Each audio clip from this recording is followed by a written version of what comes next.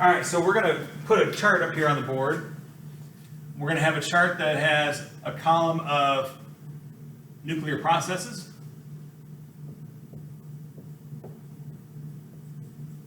And the resulting change in mass and the change in charge. And we're going to work this out for gamma first, alpha, beta, positron, and electron capture. And we're going to have on one table kind of to compare what happens to the mass in each case, what happens to the charge in each case. Now the gamma one was the easiest. Gamma involved no change in mass and no change in charge. There is no conversion of that element from one thing into another during gamma emission. It's just a relaxation of a nucleus. For alpha, alpha emission involved a loss of 4 mass units and a change in charge of -2. Positron emission was no change in mass. And positron emission involved a change in charge of +1. The atomic number goes up by 1 for each positron emission, beta decay that occurs. For positron emission,